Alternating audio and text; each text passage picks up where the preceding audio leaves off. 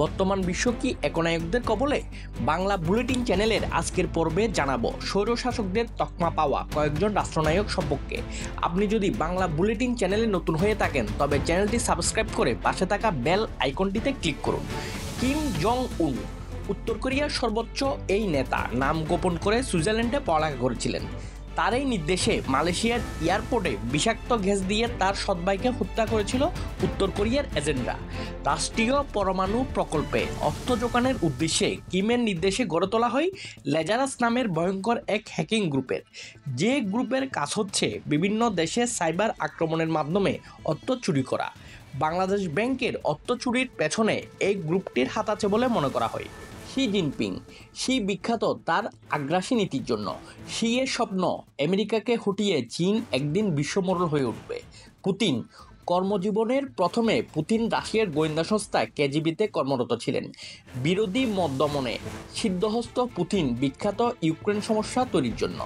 Lukashenko Soviet union থেকে আলাদা হওয়ার পর থেকে আলেকজান্ডার লুকাশেঙ্কোই 1994 থেকে এখনও পর্যন্ত বেলারুশের প্রথম রাষ্ট্রপতি হিসেবে আছেন।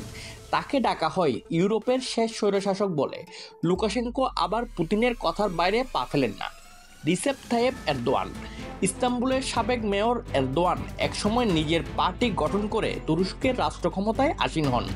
ধর্মীয় অনুভূতি উস্কে দিতে তিনি 2020-এ জাদুঘর হাইয়া সোফিয়াকে মসজিদ ঘোষণা করেন। এরদোয়ানের স্বপ্ন তিনি মুসলিম বিশ্বের হত্যা করতে হবে।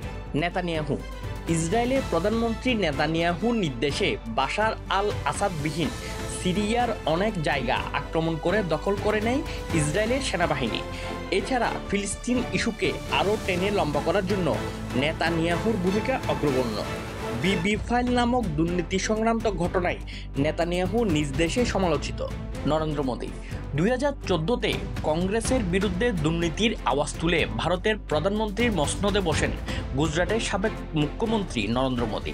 2019-এ তিনি আবার প্রধানমন্ত্রী হন পাকিস্তান বিরোধ ও সার্জিক্যাল স্ট্রাইকের হাওয়া তুলে। 2024-এ মোদী আবার প্রধানমন্ত্রী হন রাম মন্দিরের ইস্যু দিয়ে।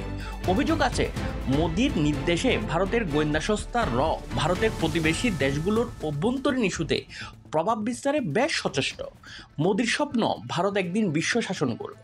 প্রিয় দর্শক, এইসব রাষ্ট্রনায়কদের মধ্যে কাকে আপনি সবচেয়ে বেশি ভয়ঙ্কর, সবচেয়ে বেশি আগ্রাসী বলে মনে করেন? আপনার মূল্যবান মতামত কমেন্টে জানান। ভিডিওটি ভালো লাগলে লাইক ও শেয়ার করুন।